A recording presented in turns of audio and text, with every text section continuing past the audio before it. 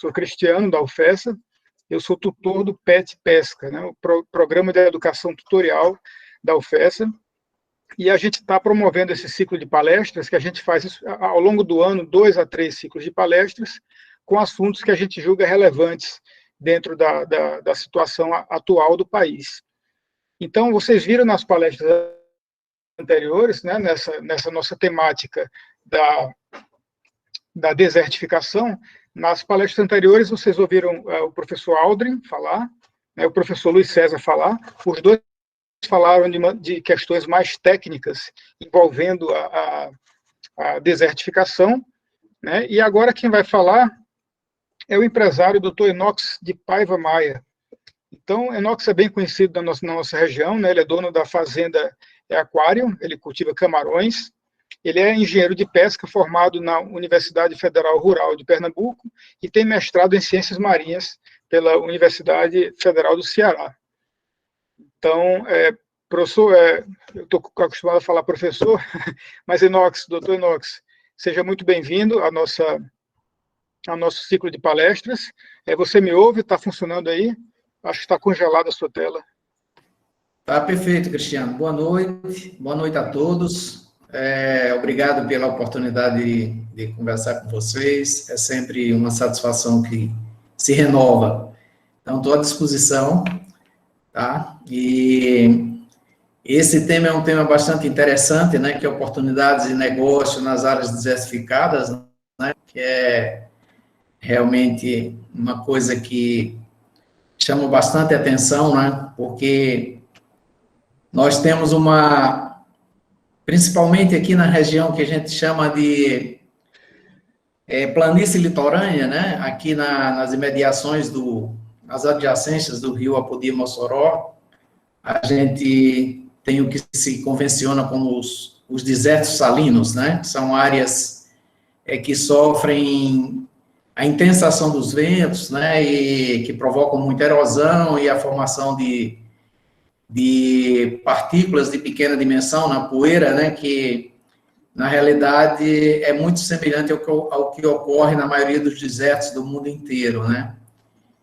E um pouco diferente do que ocorre nos desertos propriamente ditos, como o Saara e outras áreas desertificadas do mundo, aqui na nossa região, né, principalmente nessa circunvizinhança de Mossoró, Grossos, Areia Branca, nós temos umas particularidades muito interessantes, que é a disponibilidade muito grande de água no subsolo. Então, embora essa água do subsolo ela não seja água potável ou água doce, e facilmente aproveitável para dessedentação humana e animal, mas à medida em que se aprofunda, né, em que se busca maiores profundidades, nós temos também a oportunidade de ter água doce a 800, 1.000 metros de profundidade. Então, eu digo sempre, conversando com outras pessoas, em outras ocasiões e outras palestras, que a região do Oeste Potiguar, e principalmente a região desse triângulo Areia Branca, Mossoró, Grossos, ela é um celeiro de oportunidades, né? Não somente para o agronegócio, mas para muitas outras atividades importantes, né, para o desenvolvimento regional. Porque você tem água salina, salgada e salobra a pouca profundidade, você tem petróleo a cerca de 200, 300 metros, e você tem água doce a 800 mil metros. Então, é basicamente tudo que o investidor gostaria de ter, né, para fazer seus investimentos. Então, como exemplo de atividades importantes que podem ser desenvolvidas e podem contribuir para o desenvolvimento regional, né, dessa área citada, nós temos diversas oportunidades, né? Nós temos, por exemplo, uma delas é a cassinicultura. Uma outra importante é a piscicultura. Né? Podemos também realizar cultivos de macroalgas, porque onde você tem água, você pode fazer praticamente tudo. Então, há tanto macroalgas como microalgas. A ostreicultura é uma outra atividade que nós também já testamos e que os resultados são muito bons, são muito satisfatórios. Dentro da área de aquicultura, praticamente se pode fazer tudo, né, que se pratica em água salobra e salgada, né? Então, a gente tem desde o cultivo de peixes que ainda que não são nem peixes marinhos, nem peixes estuarinos, como o caso da tilápia, né, que é muito praticada nessa região, até a produção de camarão, a produção intensa de sal, né? Na minha área de atuação, eu estou entre duas salinas. Então, tem uma salina do meu lado direito e uma salina do meu lado esquerdo. Um outro aspecto muito interessante que eu considero para essas atividades, principalmente voltadas para a aquacultura, é que a interação com os ecossistemas ou sistemas de entorno, ela é bastante minimizada, porque aqui na região, ao contrário, até diferentemente do que ocorre em outras áreas de atuação da atividade de aquicultura, todos os empreendimentos implantados, eles utilizam recirculação de água, reuso integral de água.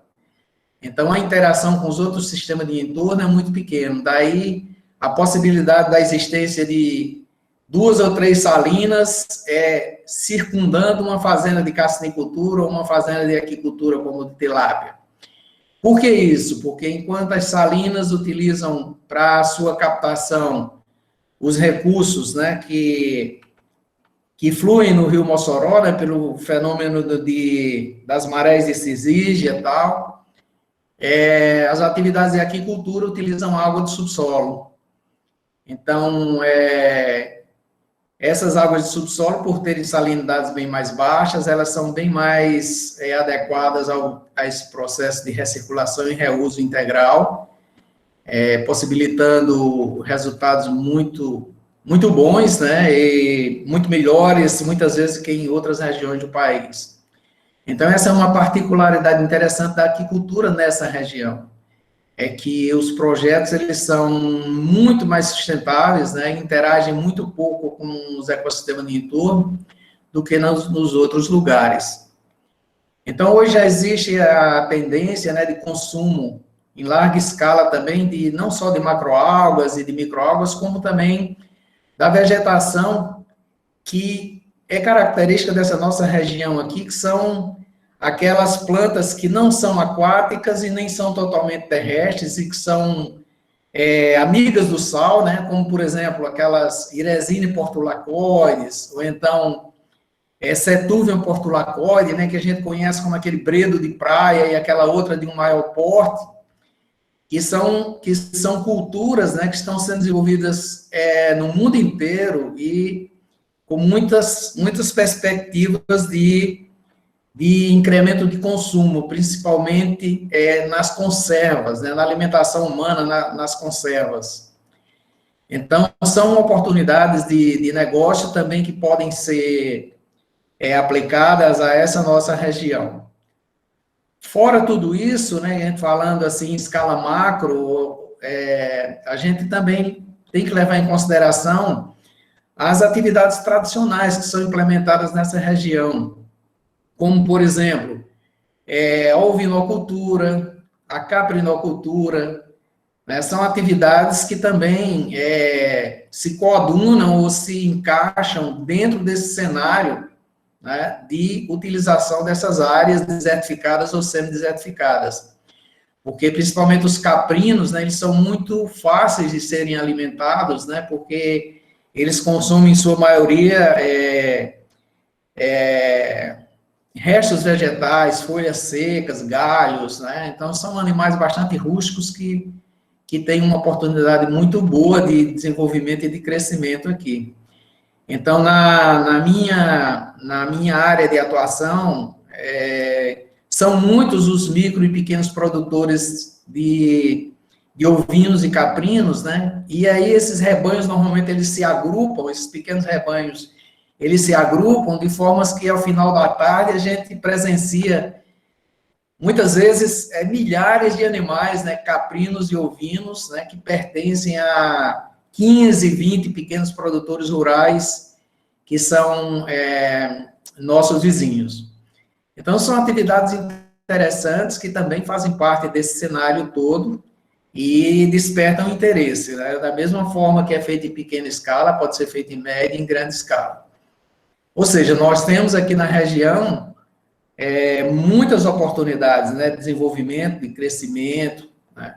Sem contar com a atividade salineira, que já é uma atividade tradicional na região, né, que é uma atividade secular, e que faz com que Mossoró seja destaque, né, no cenário nacional e até mesmo no cenário internacional, como um dos maiores produtores de sal do Brasil, né, porque, na realidade, eu acho que o maior não é Mossoró, mas sim Areia Branca e Grossos, né, aquela região.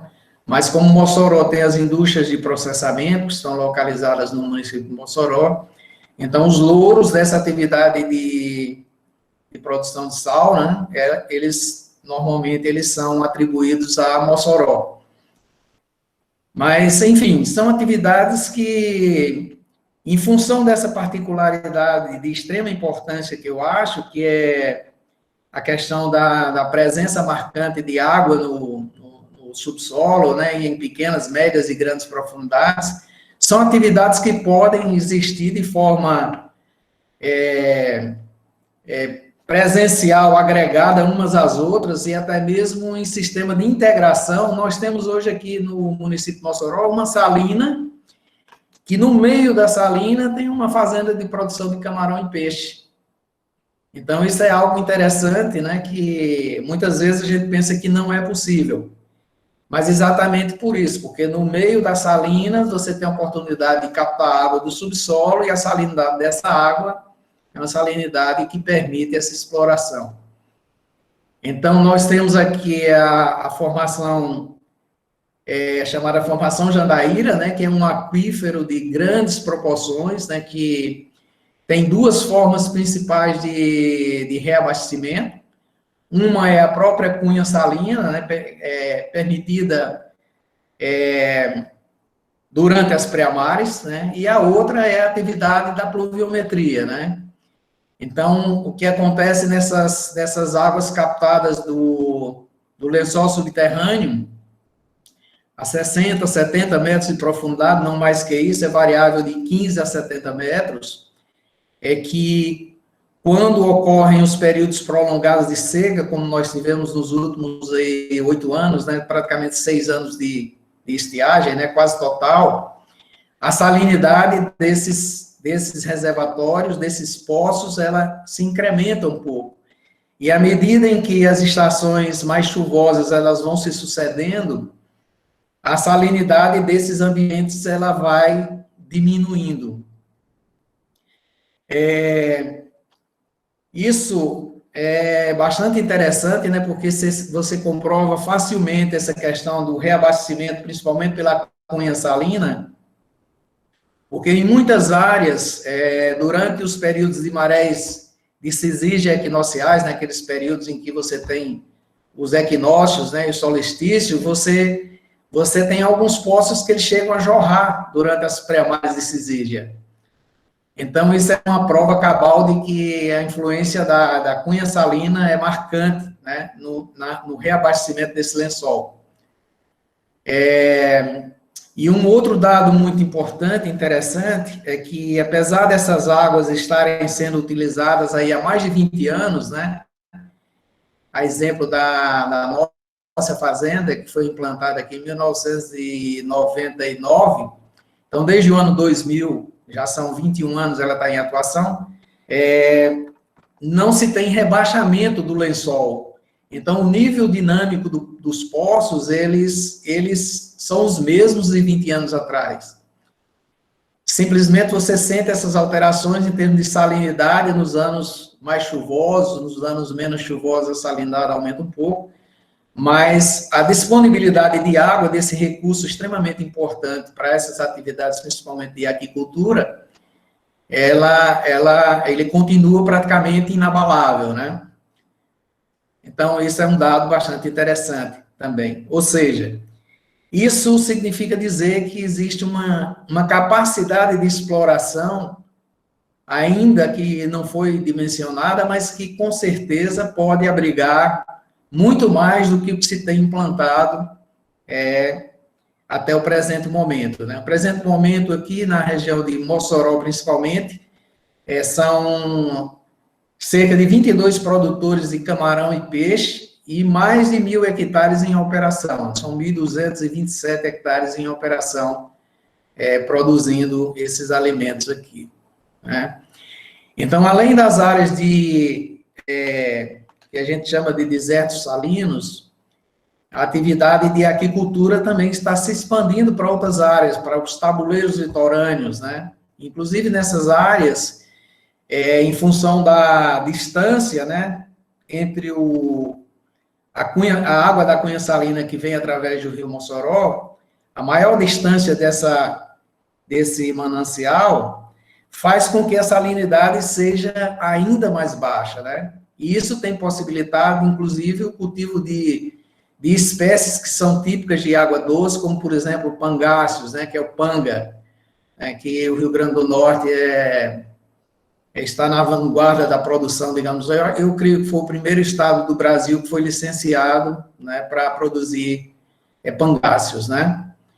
Então, é uma outra espécie que promete bastante em termos de potencial para a aquicultura, fora todas as nossas espécies nativas aí que a gente tem, mas que é muito pouco trabalhado, né? Ok? Enox, uma perguntinha. Pois não. O panga é um bagre, não é isso? É um bagre. Ele é originário do Vietnã, né? Ele foi introduzido no Brasil como peixe de aquário, né? E, posteriormente, ele foi admitido, né? O primeiro estado que admitiu a exploração do panga foi o Rio Grande do Norte, no Brasil. Então, hoje, já existe aqui no estado três pequenas empresas produzindo alevinos, né? Para comercializar no estado e fora do estado também. Então, é uma cultura que promete bastante. Deixa eu só dar um aviso aqui, professor, rapidamente. Pessoal, acabei não falando no início, mas a proposta dessa última palestra fosse uma coisa mais interativa, tá? Então, vocês podem ficar à vontade para fazer perguntas no chat durante a palestra, que a gente quer mesmo que exista essa interação, né? Vocês podem ver que nem sequer a apresentação formal a gente fez, tá? Então, é mais uma conversa mesmo. E um segundo aviso, professor, desculpe, Enox, eu vou precisar me ausentar às 7:55, que eu entro em aula às 8h, tá? Mas aí um dos meus alunos vai ficar como mediador aqui. Pode prosseguir, Enox. Tudo bem, tranquilo. Então, assim, na realidade, eu fiz de forma bem resumida, né, essas oportunidades de negócio, oportunidades de atuação nessas regiões desertificadas ou semi-desertificadas, e, assim, eu gosto sempre de enfatizar que nós temos aqui, em Mossoró, mão de obra qualificada para isso, né? Nós temos, por exemplo, o curso de engenharia de pesca, né? Fora outros cursos que temos aqui também, né? Relacionados a essas atividades, né? Como a parte de ciências biológicas, enfim, outras atividades interessantes, né? Outros cursos de formação profissional interessante, de capacitação e formação. Mas é uma oportunidade muito grande de negócio para a atuação dos engenheiros de pesca, né? Porque eles estão, né? Vocês estão numa região que é praticamente dotada de recursos hídricos, né? Ilimitados, destinados, que podem ser aproveitados para a atividade principal que eu contemplo hoje como futuro do Brasil, que é a aquicultura. Então, essa é uma área que tem que ser bastante trabalhada, né? Esse segmento é um segmento que necessita de novos empreendedores. O empreendedorismo é uma atividade, né? Aliás, eu acho que deveria ser uma disciplina, como acho que já é no curso de Engenharia de Pesca da UFESA, que deve ser incentivada, né? Para que realmente os engenheiros de pesca, eles tenham a oportunidade de realizar seus próprios negócios, né? Porque, assim, todas as pessoas, ou todos os empresários, né, como você me qualificou como empresário, na realidade eu comecei como eu sou engenheiro de pesca de formação e tal, e fiz especialização fora do Brasil nessa área, fui professor, fui pesquisador universitário, tá? E depois foi que eu entrei nessa atividade, digamos assim, empresarial, mas eu não comecei como eu estou hoje, né? Eu comecei com um pequeno viveiro, né? Um viveirinho de 50 por 50 metros quadrados, e aí você vai crescendo gradativamente, né? Então, é uma oportunidade interessante, né? Porque muitas vezes a gente vislumbra só o quadro relacionado a conseguir trabalho, mas, na realidade, o engenheiro de pesca ele tem a oportunidade de gerar seu próprio negócio e de gerar oportunidade de trabalho para os outros, né? Então, isso é uma ação muito interessante e importante que deve ser incentivada, né? Porque o Brasil realmente precisa melhorar muito, principalmente nessa área de aquicultura, né? Nós estamos ainda, se a gente tirar do cenário aí praticamente a tilapicultura e a cassinicultura, a gente praticamente não tem mais nada, né?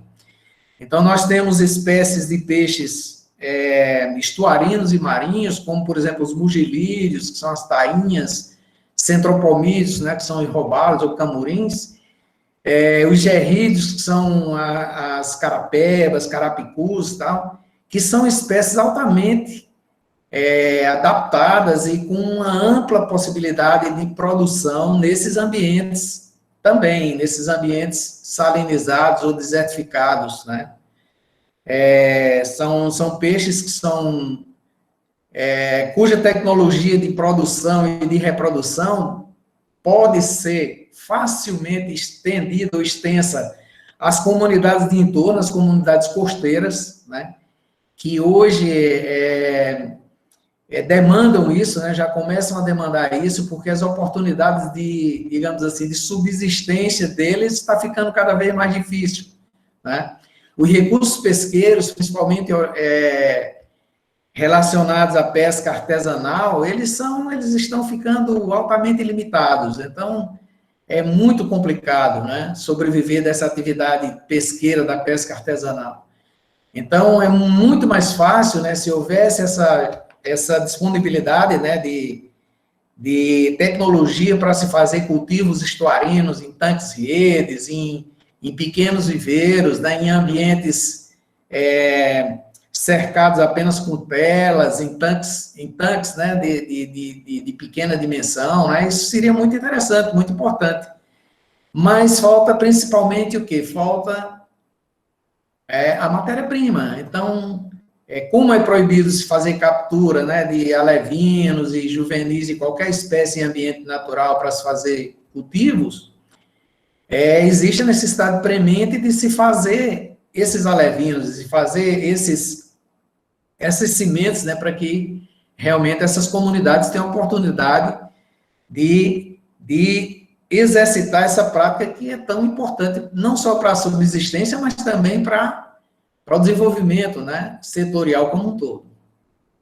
Então, esse é um recado, né, que eu deixo aqui, que seria importante, está na hora da gente trabalhar essas questões, mas, infelizmente, tudo isso passa necessariamente por um plano, por um programa, né, e esse programa, ele tem que ser feito, ele tem que partir, né, da estrutura governamental, né? Então, eu acho que o Brasil continua pecando muito, entra governo, sai governo, entra presidente, sai presidente, e essa atividade que é tão importante, né, que a gente vê a eficiência dela e a importância dela nos outros países do mundo, praticamente continua relegada a último plano, né?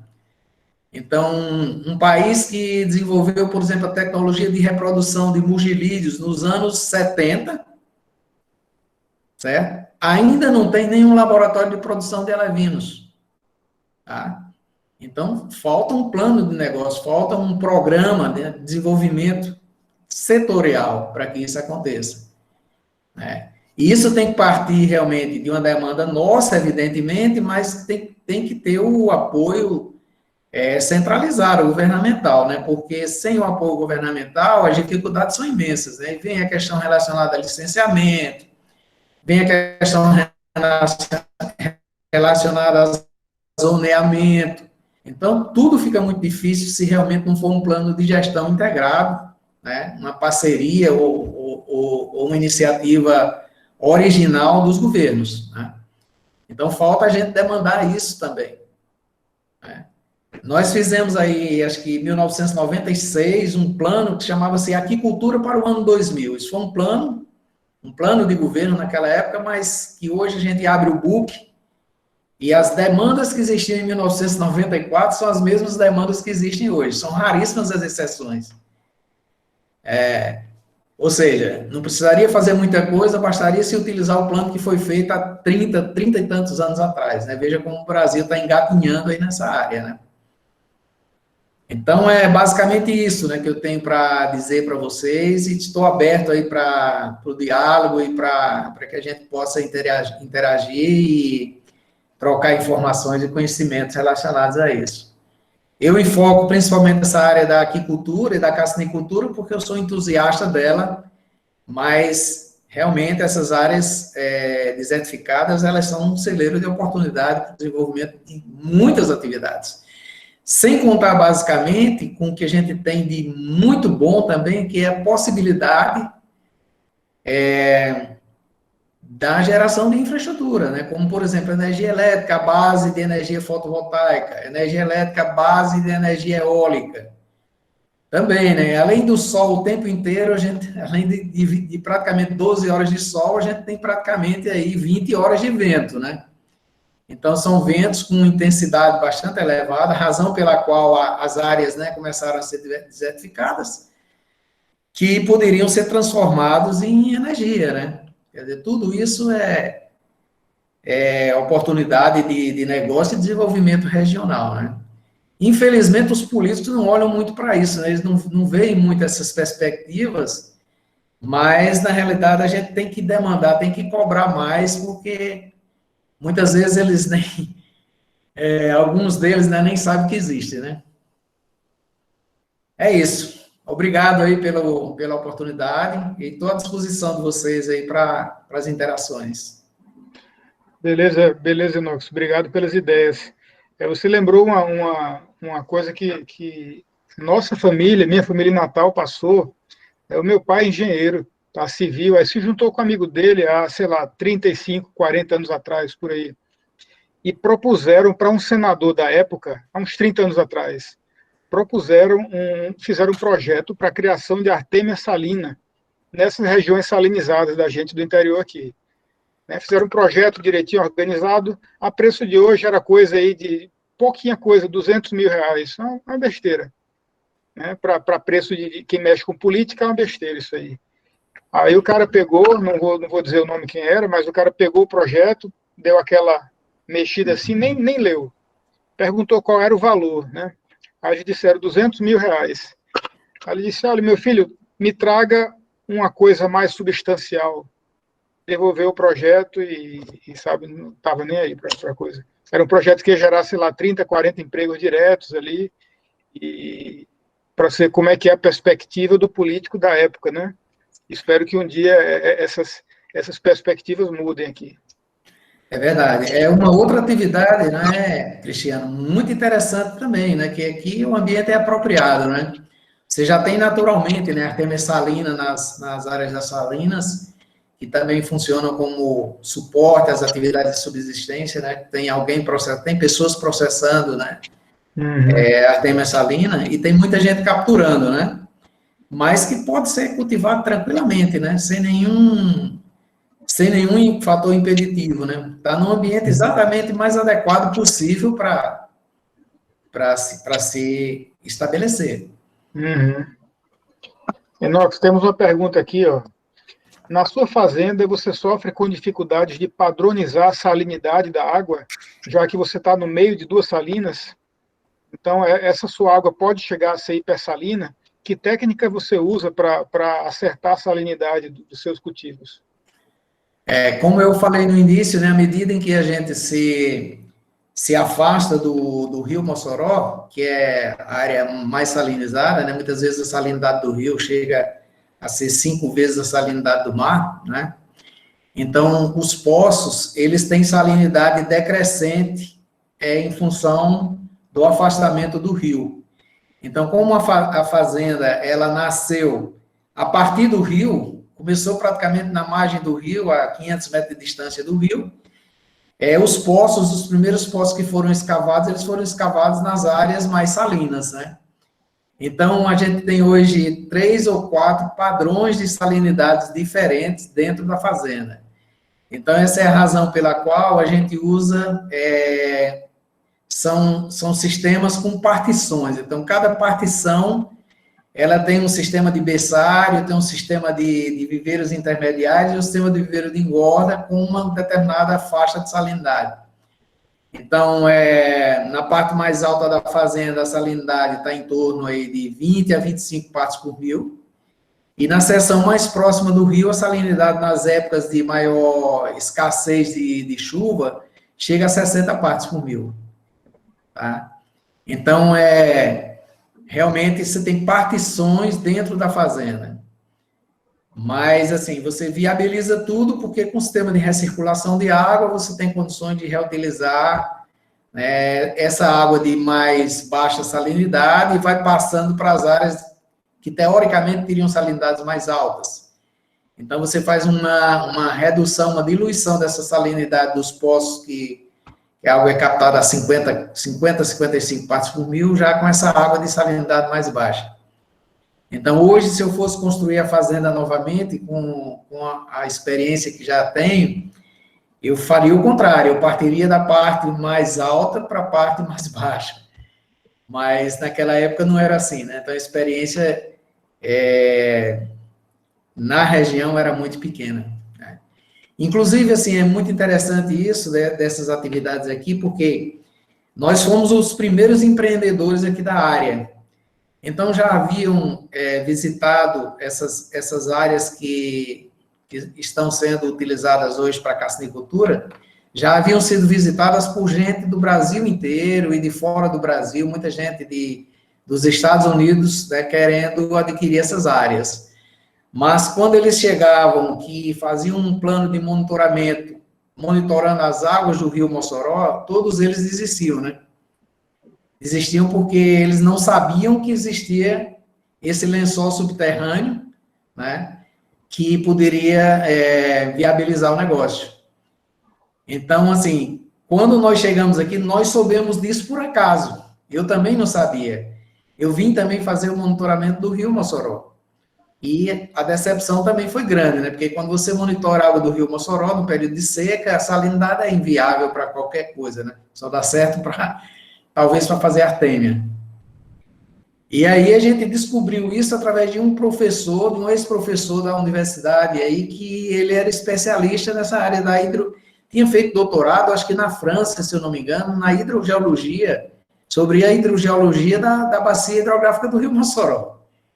E aí ele conversando com a gente, ele disse, olha, se vocês quiserem água de salinidade mais baixa, vocês vão ter, e tem muita água, e é em todo canto.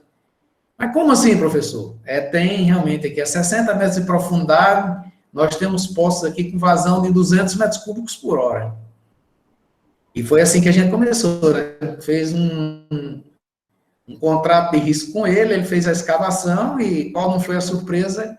Que realmente a água tinha essa salinidade bem mais baixa e depois de todas as análises, a água se adequava perfeitamente a isso. A partir daí, todas as outras pessoas, né, da circunvizinhança aí começaram a utilizar o mesmo processo. Então, hoje, tudo que é feito aqui em termos de aquicultura é feito com água do lençol subterrâneo, da formação Jandaíra. Né? Então, é interessante isso. Isso é uma coisa que me deixa bastante satisfeito, né, porque eu tenho hoje aqui muitas pessoas que foram funcionários que trabalhavam comigo, desde vigilantes até técnicos, auxiliares técnicos, que hoje eles são produtores. Gente que tem 1 hectare, 1,5 hectares, 2 hectares, né?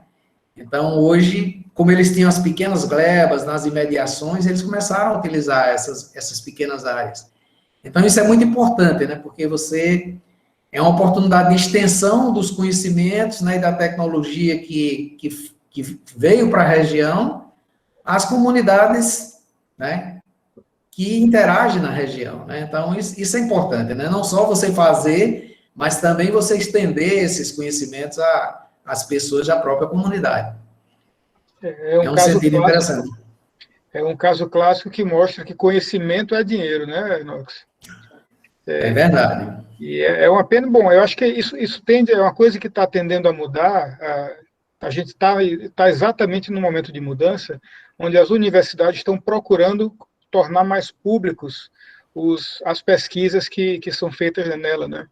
Então, traduzir aquilo para a linguagem popular e espalhar mais o tipo de informação que a gente gera dentro da universidade. Então, aí, seguindo isso, eu faço a pergunta da Maria de Fátima Silva. Antes disso, a Carolina Figueiredo deu os parabéns pela palestra, professor, e aos envolvidos pelo evento. Obrigado, Carolina. E a Maria de Fátima pergunta: eu acredito que essas ideias deveriam emergir a partir das universidades. Né? Eu não sei se emergir das universidades, Carolina, porque a gente precisa de financiamento para os projetos, né? E Maria, isso, professor. Maria, desculpe.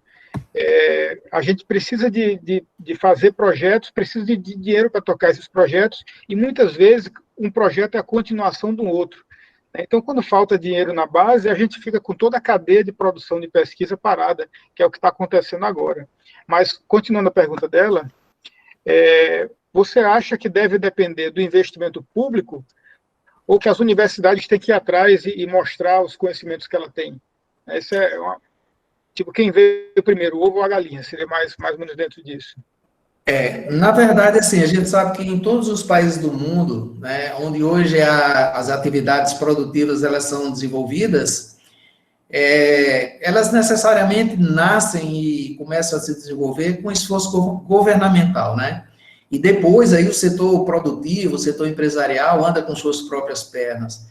Então, essa conjugação de ações do governo, universidade, né, e setor privado, setor produtivo, é de fundamental importância para que as coisas ocorram, né?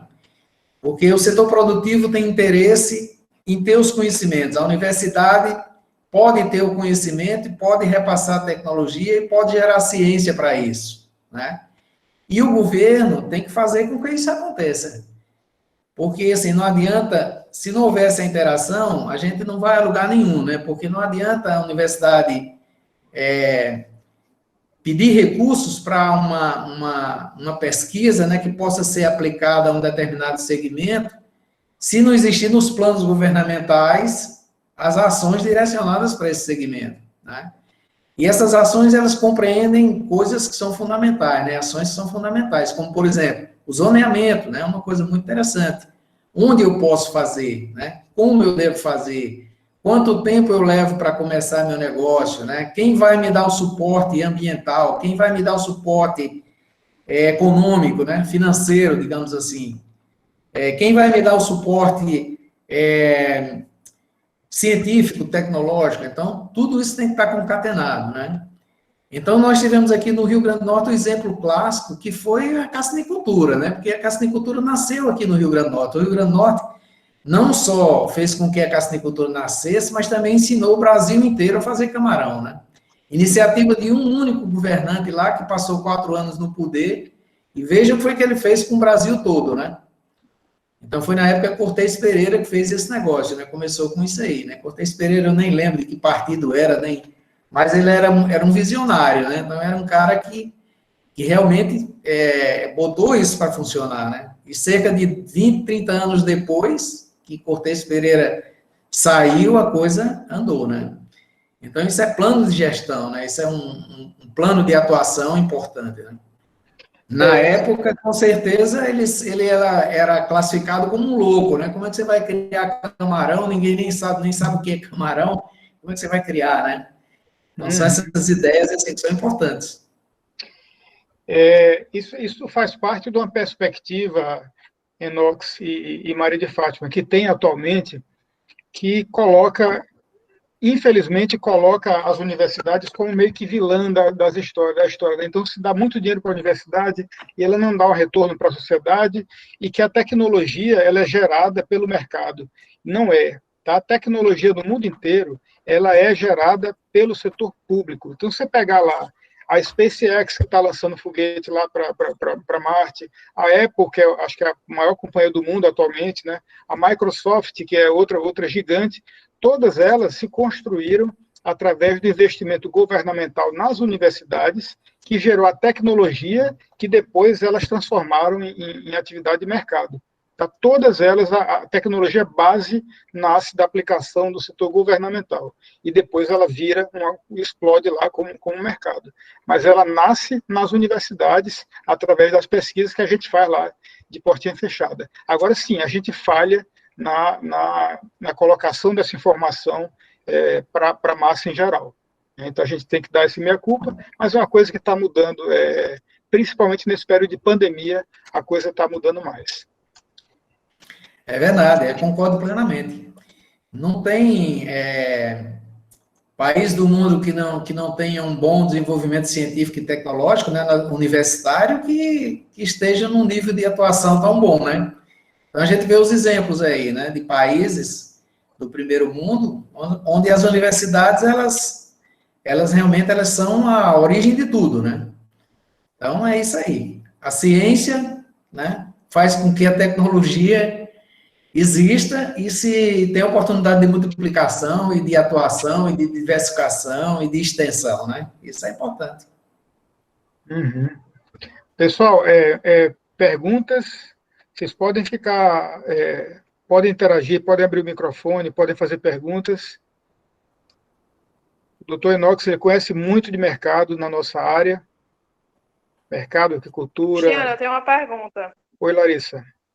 Porque o doutor Enox tocou num ponto importante dentro da mentalidade dos estudantes hoje em dia, que é com relação ao empreendedorismo. Tipo, voltar mais a atenção para o mercado de trabalho, de forma a você ter o seu próprio negócio, ter a iniciativa de começar o seu próprio negócio, certo? Eu queria saber, na verdade, uma sensação sua, doutor Enox. Como foi para você na época? Porque deve ter sido difícil, como você mesmo falou, começou um trabalho com um viveiro de 50 por 50. Então, eu imagino que as dificuldades apareceram assim de primeira, certo? Então, o que é que você tem para dizer para essas pessoas que pensam em empreender, pensam em ter o seu próprio negócio, principalmente dentro dessa área da cassinicultura, piscicultura, voltada para o engenheiro de pesca, óbvio? Só um segundinho, Enox, deixa eu só dar um tchau. Eu preciso sair para outra aula agora. Pessoal, meus alunos aí, quem é que pode ficar de moderador? Dalvanice chegou por aí, Larissa? Não, professor, se não tiver ninguém, eu fico, certo? Pessoal, fora Larissa, alguém ficaria de moderador? Eu também posso ajudar também, Larissa. Fica eu e Kaique, professor. Pronto, Larissa e Kaique. Então, Enox, muito obrigado pela participação. Espero que a gente se encontre em breve, presencialmente, de preferência. Foi um prazer. Sem pessoal, COVID, né? Depois do Covid, né? Longe do Covid. Boa discussão para vocês, bom restinho de palestra e muito obrigado pela participação de todos. Tchau, tchau. Obrigado, um abraço. Bem, respondendo a pergunta, né, de Larissa, né, a primeira coisa que eu diria, assim, o primeiro conselho é capacitação, certo? Porque formação a gente tem, né? Todos nós temos formação. Então, a formação profissional ela é muito importante, mas a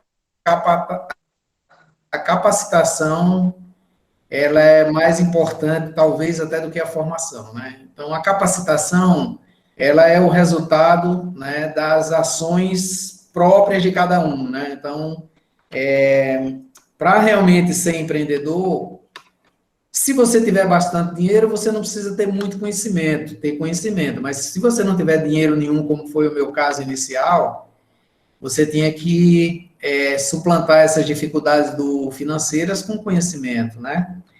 Então, assim, o conhecimento, ele é resultante da capacitação, né? Que, na realidade, a gente nunca pode parar de estudar, nunca pode parar de aprender, né? Porque a gente sabe que na vida profissional, quem souber 5% do que necessita, está muito bem, né? Está muito tranquilo.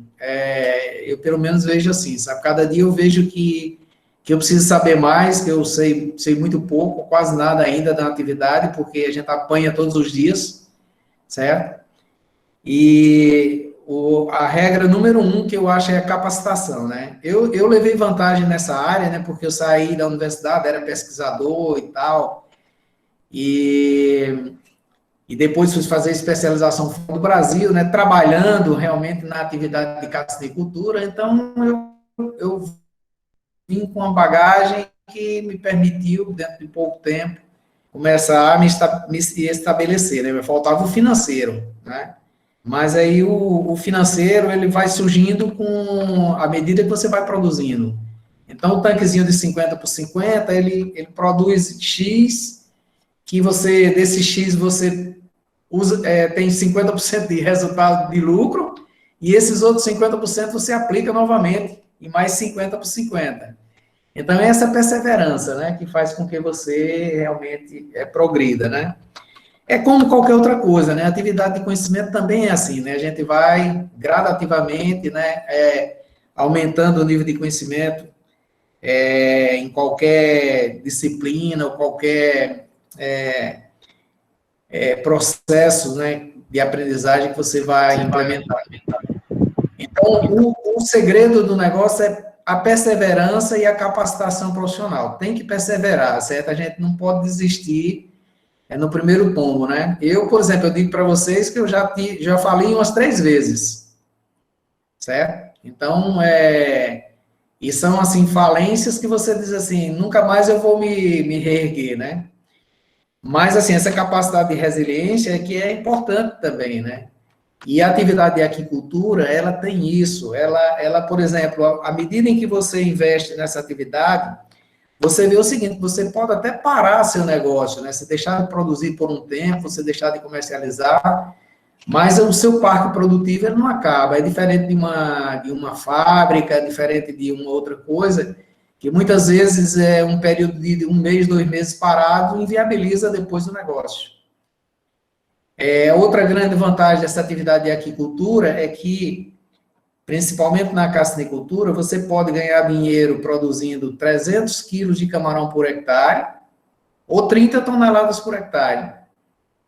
Tá? Então, quando os recursos são parcos, né, você produz menos, sua produtividade é menor, mas aí você tem que produzir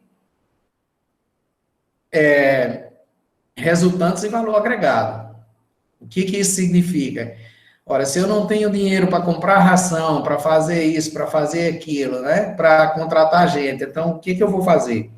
Eu vou fazer um sistema de produção extensivo, baseado o máximo possível nas condições do ambiente natural, da alimentação natural, e vou produzir animais maiores, que é muito mais fácil de vender. E o preço de venda é muito melhor, né? Então, é assim que a gente começa, certo? Você procurar um nicho específico de mercado para você tentar entrar nesses espaços, né? E realmente ter resiliência, não desistir nunca, né? Porque se desistir, você sai do negócio. E isso aí é coisa que, assim, parece distante, mas eu acho que qualquer engenheiro de pesca, qualquer outro profissional pode fazer também, porque nós estamos num país que tem muitas oportunidades para isso, né?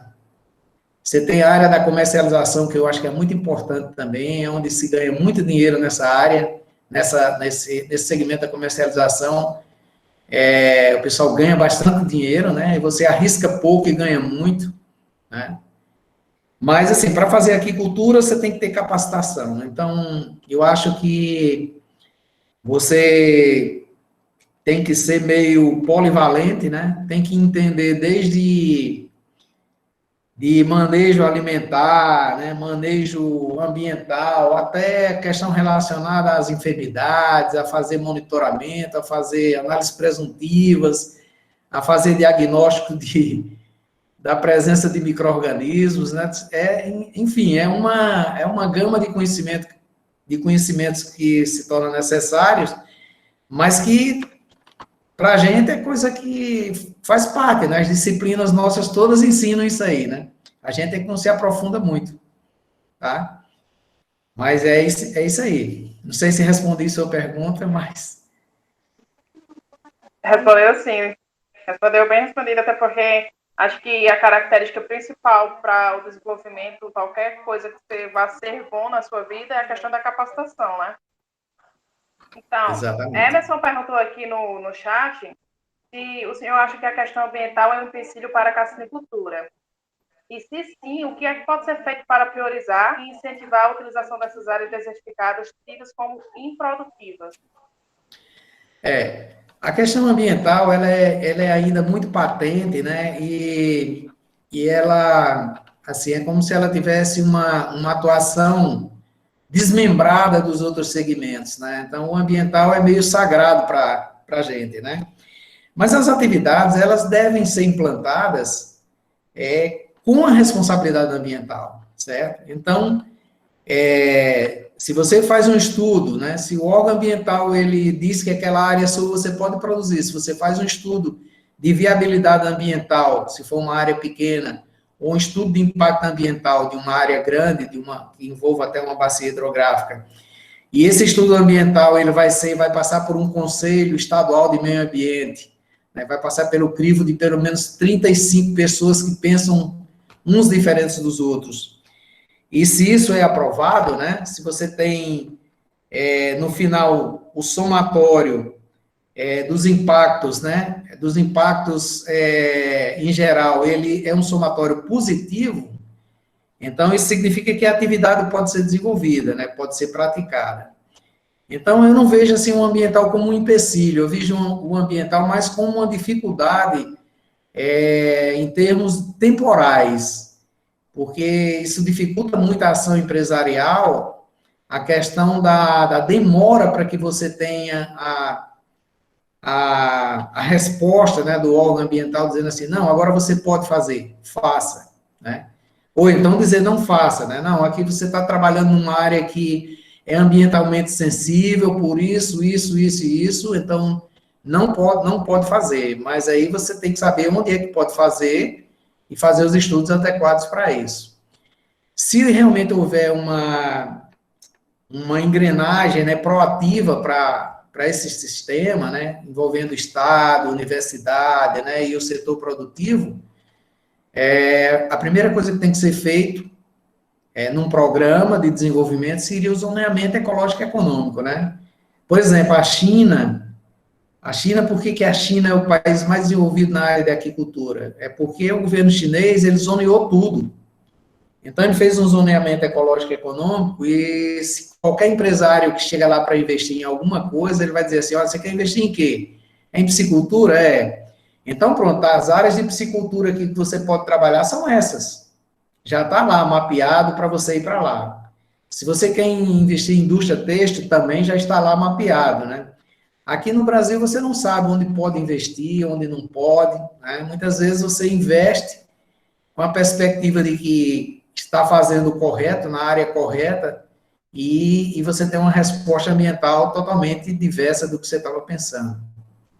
Ou, às vezes, muda um governo, entra outro gestor, e já cria uma série de dificuldades, né, digamos assim, de resoluções que são fatores impeditivos, né? Mas, realmente, se a gente quiser crescer, que o país cresça nessas áreas, nessas atividades, é necessário que tenha um empenho governamental, concatenado com as universidades do setor produtivo, e um plano de ação. Não sei se respondi a pergunta do Emerson. Acredito que sim, e eu acho que eu corroboro da mesma fala do senhor, porque é o seguinte, eu não sei se o senhor fica sabendo, mas dentro da Universidade da UFESA, né, a gente está estamos fazendo um projeto voltado para as salinas artesanais, para tirar todas as licenças ambientais voltadas para a atividade, né?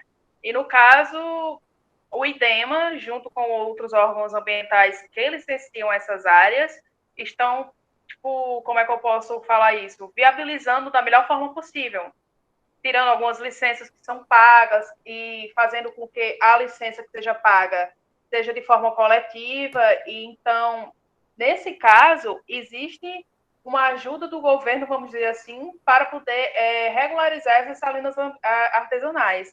Todas da região ali de Grossos, que é onde tem a concentração dessas salinas.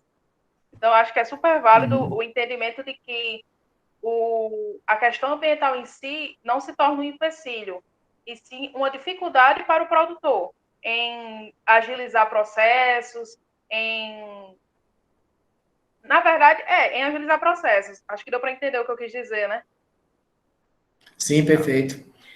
E é muito importante também, nesse contexto aí, a questão da legislação. Então, assim, como eu falei antes, né, quer dizer, tem um governo que é bem intencionado e está querendo resolver o problema do pequeno produtor, do pequeno salineiro lá, mas esse governo ele não é eterno.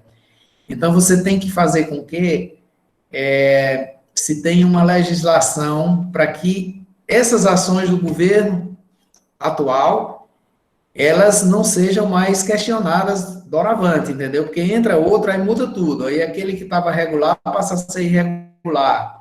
Então, é muito importante a legislação, né? Por exemplo, na área da aquicultura, aqui no Rio Grande do Norte, a gente aprovou a Lei Cortez Pereira, né? Que a Lei Cortez Pereira, realmente, ela regulamentou tudo, mas a gritaria ainda é grande, né? Cara, muda um governo, entra outro, aí começa o questionamento.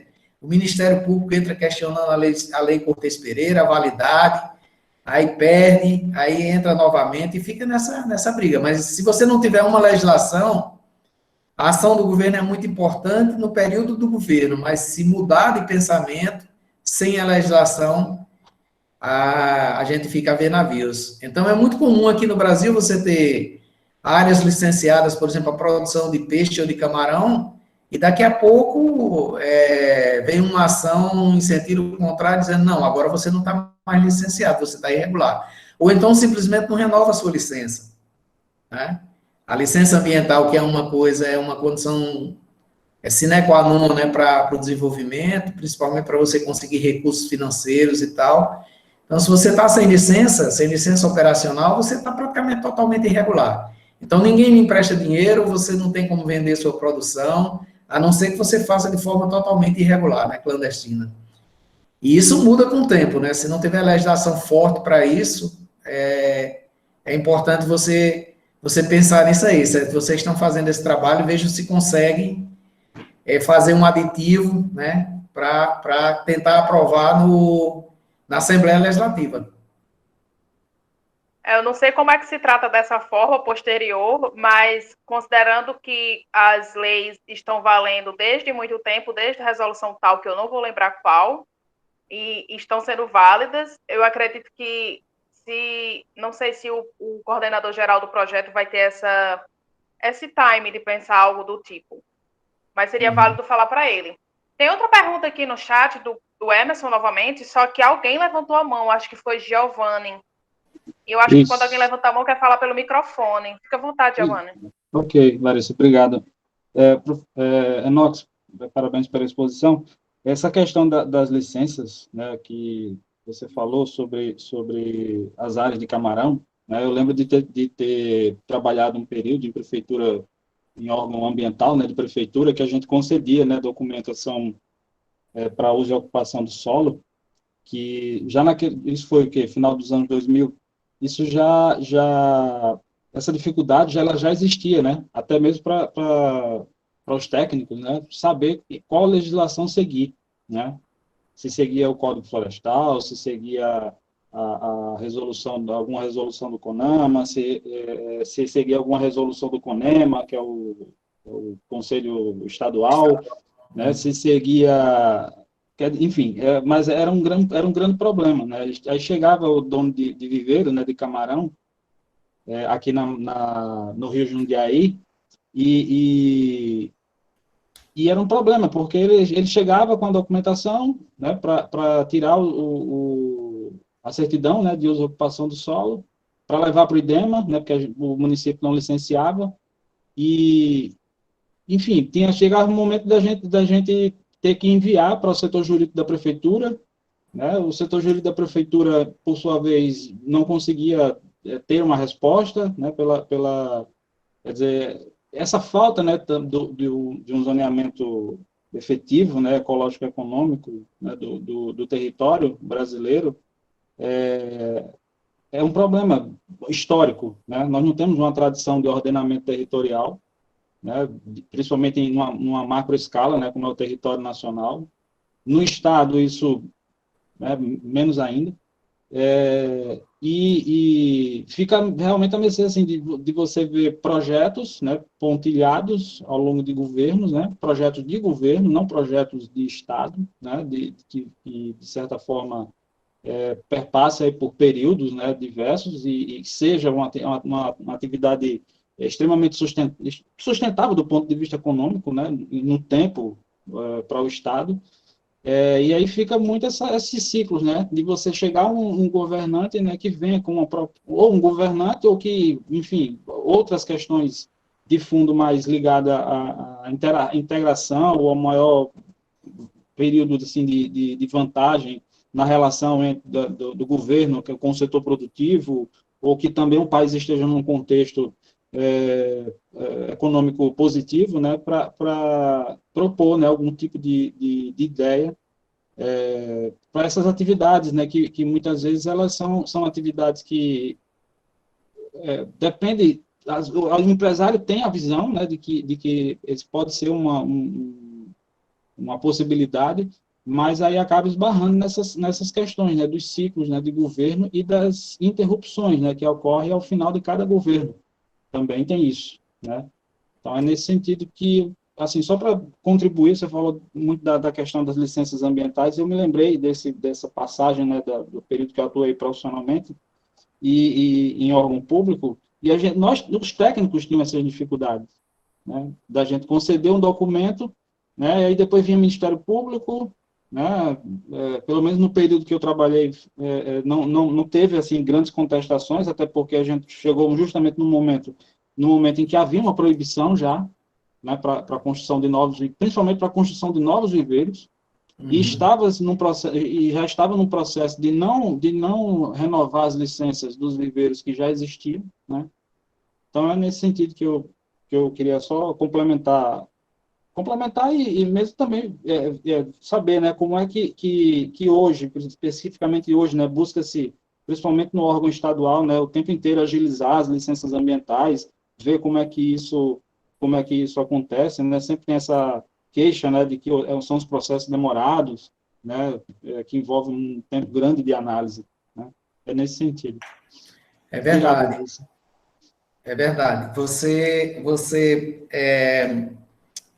Você tem, assim, algumas facilidades, né, que foram geradas, como, por exemplo, porque, assim, a competência para o licenciamento ambiental, ela é do município, tá? Mas, para isso, o município, é preciso que o município seja capacitado para fazê-lo, né? Então, o município pode licenciar? Pode, desde que ele tenha um conselho municipal de meio ambiente, composto por uma equipe multidisciplinar, envolvendo, né, todos os segmentos da sociedade, tá? Desde Ministério Público até setor produtivo, as organizações de classe, as organizações não governamentais, tá? Ou seja, um conselho, a exemplo do que acontece com o Conselho Estadual de Meio Ambiente, ou o Conselho Nacional de Meio Ambiente. Então, a competência básica para licenciar é do município, né? Então, aqui, por exemplo, Mossoró, o município de Mossoró tem esse conselho e licencia, né? Então, ele licencia empreendimentos de até 5 hectares, 10 hectares, se eu não me engano. Então, isso já facilita bastante. E você não tem que ir para Natal, nem tem que pedir permissão ao IDEMA para fazer esse licenciamento, né? Mas, assim, o maior problema nosso aqui, não só no Rio Grande do Norte, mas em todos os estados do Brasil, é que até se diz assim que o brasileiro não cumpre as leis, né? Mas o brasileiro, por incrível que pareça, o brasileiro, ele tem que cumprir até instrução normativa, quanto mais lei, né? Porque você vê aí o Ministério Público e o Judiciário julgando, em muitos casos, fundamentados em resoluções e instruções normativas que nem existem mais, que já foram substituídas, que já foram absolvidas por uma lei, que a lei realmente é que tem a preponderância, né? A lei é a lei, né? Você não pode fugir da lei, né? Então, Mas os julgamentos, eles ainda, em muitos casos, são feitos assim. A gente vê isso até chegar no Supremo Tribunal Federal, o cara julgando baseado numa instrução normativa que não existe mais, tá? Então, por exemplo, um caso patente disso aí é a decisão do ministro Dias Toffoli, lá com relação à importação de camarão da Argentina, fundamentado numa instrução normativa, certo? Que não existe mais essa instrução normativa, mas ele fez todo o laudo e todo o trabalho dele dizendo que podia por isso, isso e isso, mas a instrução normativa não existe mais.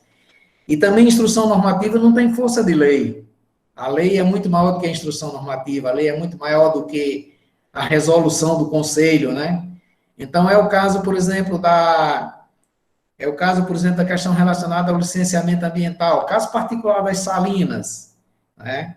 O Código Florestal, ele é patente, ele expressa tranquilamente isso aí, considera essas áreas que já tinham ocupação de qualquer natureza até antes de julho de 2007, como casos consolidados. Então, se o cara estava lá de alguma forma, ou ele estava exercendo alguma atividade lá, nem que seja de pastoreio, nessa área de salina dele, antes de 2007, ou até 2007, ela é um caso consolidado, então ele tem todo o direito de trabalhar na área, de licenciar a área e de ter a licença ambiental dessa área, tá? Mas vai dizer isso ao Ministério Público, o Ministério Público vai dizer que não, e ele vai questionar, certo?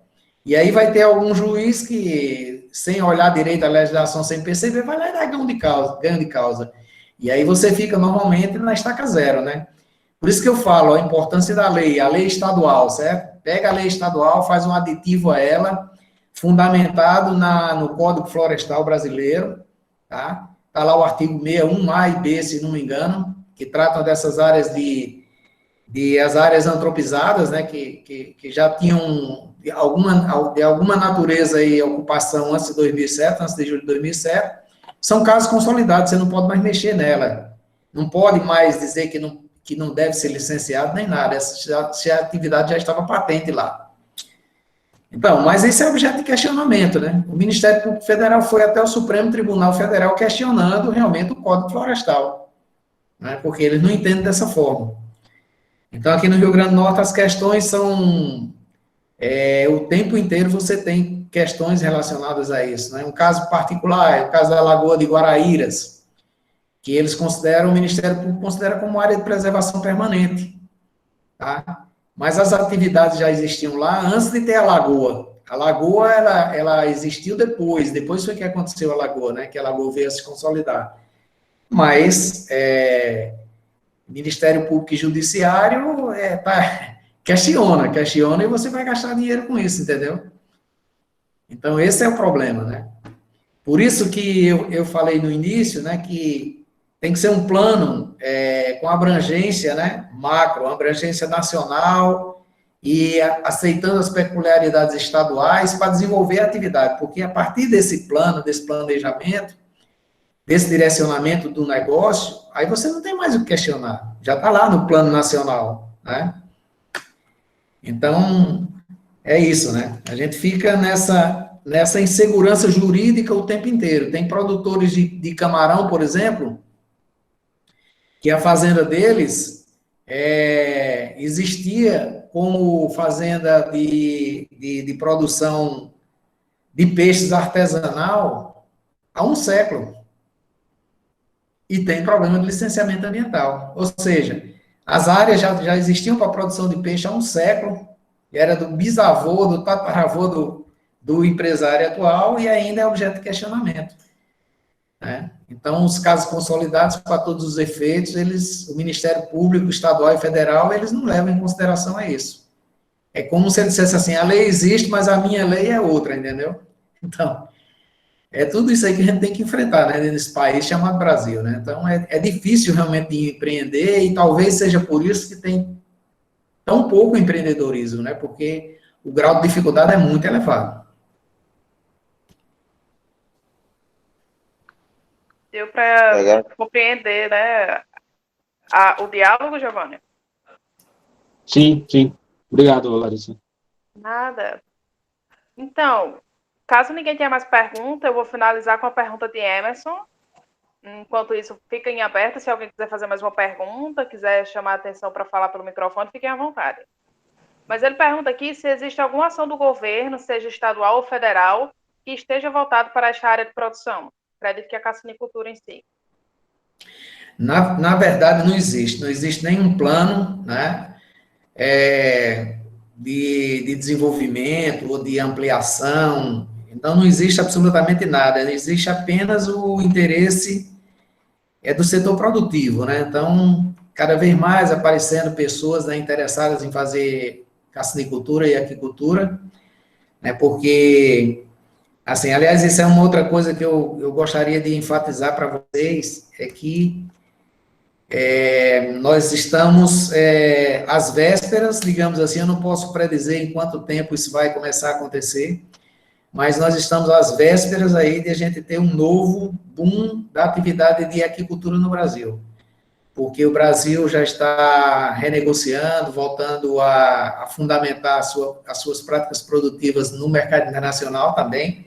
Então, a partir do momento em que se começar a exportar para o mercado comum europeu, que estava proibido, né, está proibido ainda, e para o mercado americano e para o mercado asiático, que hoje é um dos mercados que mais demandam, né, produtos oriundos do ambiente aquático em geral, né, principalmente frutos do mar. Então, o Brasil vai dar uma crescida muito grande, e isso vai necessitar de mão de obra capacitada, certo? Hoje, se você quiser, por exemplo, construir uma fazenda nova aqui no Brasil e procurar profissionais capacitados, profissionais formados tem, mas profissionais capacitados não tem. É difícil. Tem os que já estão trabalhando em outros ambientes. Então, o conselho que eu dou para vocês é que se capacitem, se vocês gostarem dessa área, que é uma área muito interessante, procurem se capacitar, porque vai ter um boom de oportunidades. Então, não vai demorar muito. A pandemia passar e diminuir a pandemia e o mercado comum europeu se abrir. O Brasil já foi, né, líder do mercado comum europeu para países de exigências gritantes, como é o caso da França, da Espanha. Então, o camarão brasileiro, né, os produtos brasileiros eram preferidos por esses mercados, né? E o Brasil tem uma capacidade de produção principalmente de camarões de pequeno porte, que os outros países produtores não têm essa capacidade. Eles não conseguem ganhar dinheiro produzindo camarão pequeno, eles só conseguem ganhar dinheiro produzindo camarão grande. E o Brasil, ele é detentor dessa capacidade. Os produtores de camarão podem ganhar bastante produzindo camarão pequeno. E é esse mercado que é um mercado praticamente digamos assim, separado para o Brasil. E daqui a pouco ele vai começar a se abrir novamente, né? Porque a gente estava proibido de exportar para a União Europeia, não por conta do camarão brasileiro, do camarão de cultivo, mas por conta da falta do dever de casa que não foi feito pelas embarcações pesqueiras. Ou seja, as embarcações pesqueiras brasileiras que exportavam para a Europa não fizeram o seu dever de casa na questão relacionada à sanidade dos seus produtos, e aí a União Europeia pensou o seguinte: ora, se as embarcações de médio e de grande porte não estão fazendo o dever de casa, imagina os produtores de peixe e de camarão, né? Então, se vai proibir, proíbe logo tudo. Então, está proibido, né? Agora que está começando a se abrir novamente, né? Já está vindo o pessoal da Organização Internacional, do Mercado Internacional, para visitar as indústrias, para visitar as fazendas, para visitar as embarcações, para fazer essas práticas de conformidade para realmente abrir o mercado novamente. Aí só Deus sabe o que vai acontecer. Então, engenheiros de pesca, procurem se capacitar, porque o mercado de trabalho vai se abrir bastante. É muita oportunidade que vai ter. Ok? Olha, Enox, falando assim dessa forma, o sorriso chega a se abre, porque eu, considerando que eu vou entrar no 8º período, estou terminando, não sei como é que está sendo com relação a essa pandemia, então eu preciso automaticamente fazer o meu estágio obrigatório, certo? Sua fazenda está aceitando estagiários? Acho que a maioria aqui. Sim, nós sempre estamos abertos. Nós sempre estamos abertos, certo? Muitas vezes, assim, a gente fica até admirado, porque a gente tem em muitos períodos aí mais estagiários de fora de fora de Mossoró do que daqui. Então, a gente recebe estagiário de Santa Catarina, do Paraná, recebe estagiário de Sergipe, do Maranhão, engenheiros de pesca e engenheiros de aquicultura, né? Que pedem estágio e a gente concede, né? E são poucos os pedidos de estágios aqui, da UFESA, né? Apesar dessa ligação toda que a gente tem, dessa proximidade, da amizade aí que é patente com a universidade, né? Pois vamos já chegar uns Mas pedidos tranquilo. do senhor, então. Certo. E o conselho para vocês é o seguinte: aprendam fazendo, porque quem aprende fazendo, certo, sabe gerenciar. Quem não aprende fazendo não sabe gerenciar. Então, assim, aos estagiários, você tem que saber como fazer, né? Para estagiar, não é só você ficar olhando e perguntando, você tem que fazer, tá entendendo? Então, você sabe como é que se controla a ração de um viveiro? Sei, mas você fez? Não fiz. Então, tudo que o arraçoador disser para você, você vai acreditar aquilo como verdade. Agora, se você já fez, aí você vai dizer, peraí, você está fazendo alguma coisa errada aqui. Então, assim, os estágios, né, que eu acho que é muito importante, além de você ver, anotar todas as dúvidas, você aprender fazendo, tá? Ninguém nasce sabendo, né? Então, tem que aprender realmente fazendo. Vai lá, se prepara e vai fazer as atividades que são do dia a dia dos funcionários, porque, assim, eu aprendi muito com os pescadores, eu aprendi muito com as pessoas de base, tá? Porque eles dão as informações para a gente que, assim, são informações patentes que a gente só consegue se a gente estiver fazendo o que eles fazem, entendeu? Então, isso é importante, a gente aprender fazendo. Tá certo? Ótimo. E o gerenciamento, aprender a gerenciar é isso, certo? Você só vai ser um bom gerente, um bom consultor se você realmente tiver feito. Se não tiver feito, aí você não vai ser um bom profissional. Tem que aprender fazendo. Tá bom? A famosa experiência, né? Isso, exatamente. Enox, você estava falando anteriormente sobre a questão do acordo, na verdade, ou desacordo com relação às embarcações pesqueiras, e eu acho que Iago fez a pergunta baseada nisso, se eu não estiver equivocada. Ele perguntou se o senhor está falando do acordo Mercosul, da União Europeia. Não, na verdade, assim, não é o Mercosul, né? Porque a União Europeia compra muito do Brasil, né? O mercado comum europeu compra muito do Brasil, principalmente pescado, né? Atuns, os afins, né? Camarão, né? Camarão de cativeiro, camarão de captura. E aí eles têm as exigências sanitárias dele, né? São exigências que são patentes, né? Para qualquer país importador, eles fazem isso, né? Então, eles passaram mais de 10 anos pedindo para o Brasil se organizar nesse contexto. Ou seja, algo simples, como, por exemplo, você tem embarcação de captura que você não tem sanitário. Você não tem sanitário a bordo. Tá? Então, o cara vai fazer a necessidade fisiológica dele, ele chega lá e, com licença da palavra aí, põe a bunda para fora do barco e faz dentro do mar. Quer dizer, isso é um absurdo, um negócio desse, em pleno século XXI, né? Então, assim, esse mesmo cara que fez aquela necessidade fisiológica dele ali, ele vai lá manusear o pescado depois. Então, o que vai acontecer com esse pescado? Né?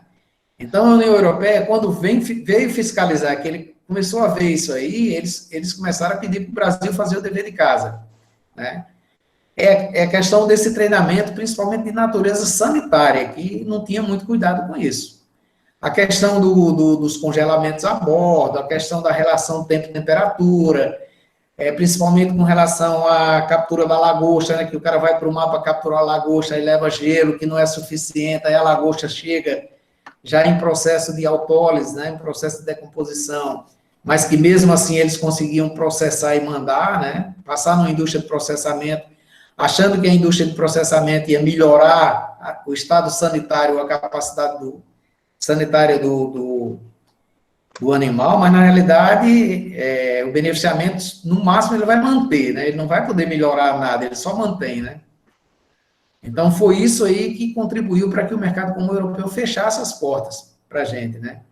E essa questão está sendo revista, né, muito gradativamente, porque isso importa em vultosos investimentos, né? Então, são coisas que não acontecem do dia para a noite e só acontece com muita boa vontade, né?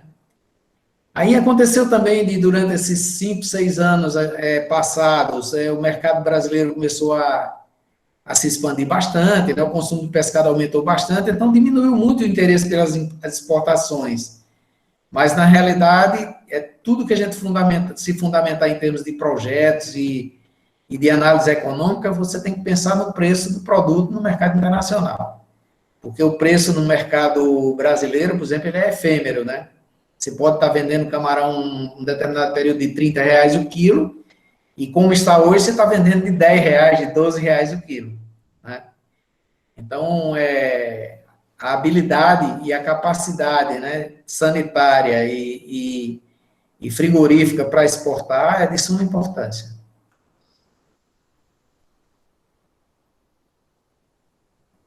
Ótimo. Então, acredito que não tem mais nenhuma pergunta aqui no chat. Tem mais uma pergunta, Larissa, da Bruna Batista. Eu acho que é a última, né, para a gente finalizar. O tempo está se estendendo. Bruna Batista. Desculpa, eu não tinha visto. Você quer falar, Kaique? Eu posso falar? Pode falar. Tá.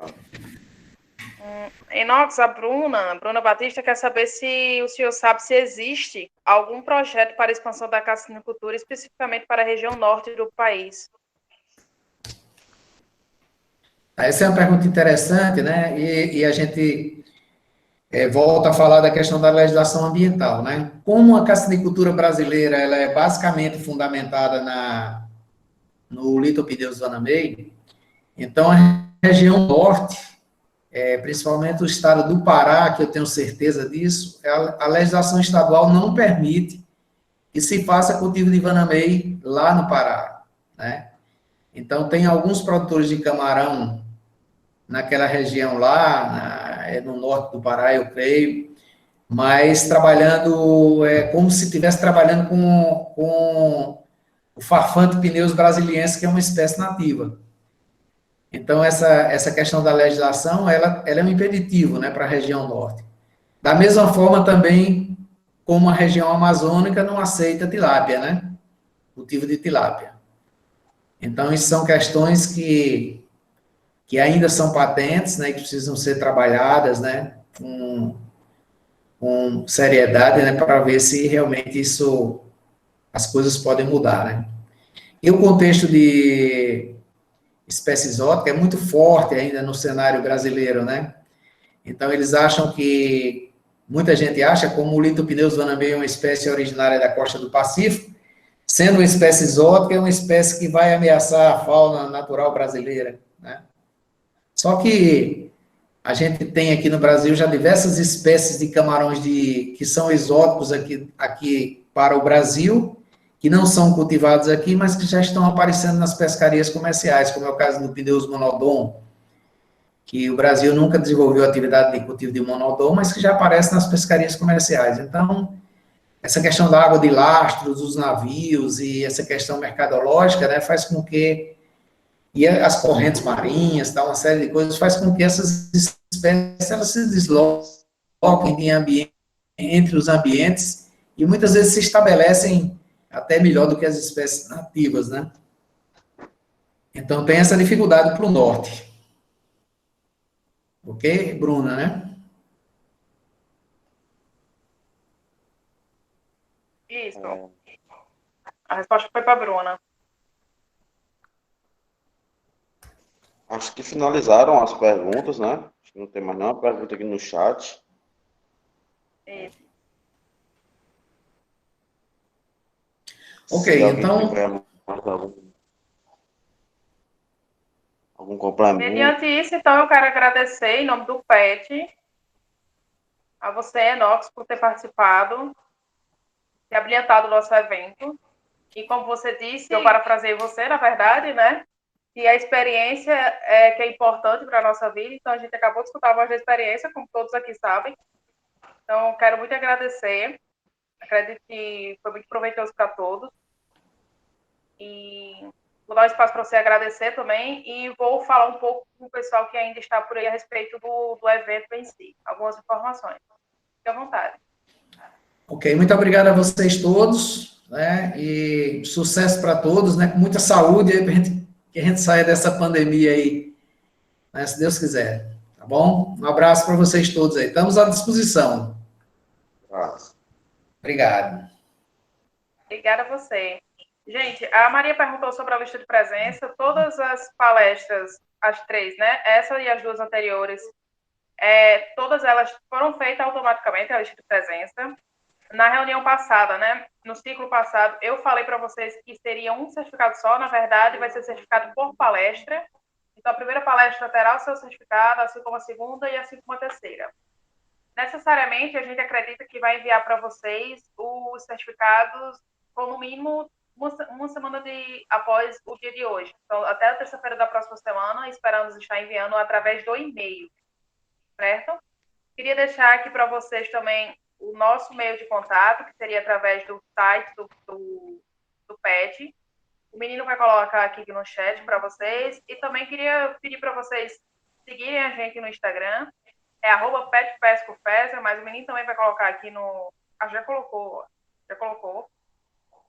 Gostaria que vocês, se possível, quem está aqui ainda, pudesse dar um feedback a respeito do nosso ciclo, porque já é o segundo ciclo que a gente está fazendo, e ambos estiveram bem, vamos dizer assim, porque teve bastante pessoas inscritas, participação legal, com duração até de 2 horas as palestras.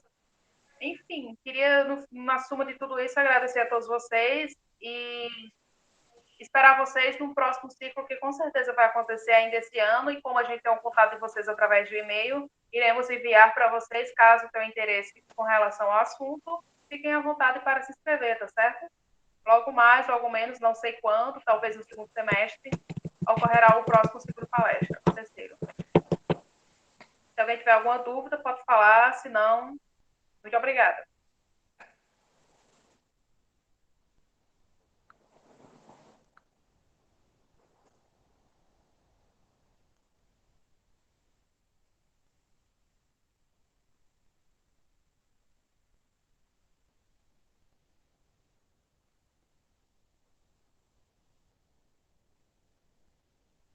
Obrigado pelas todas as mensagens que eu estou podendo observar aqui no chat. E fiquem em casa, gente, nesse período. Se protejam. Você e sua família. Tchau.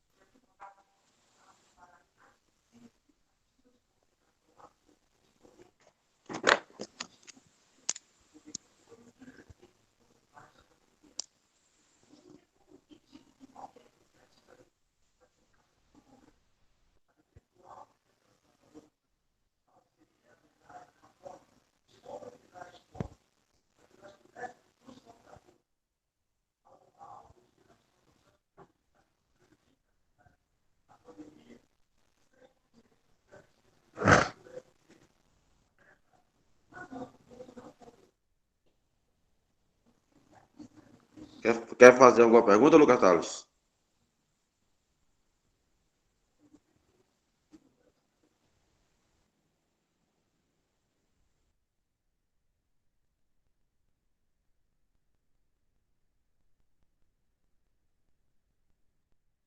Acredito que ele tenha ligado sem querer o microfone, até saiu.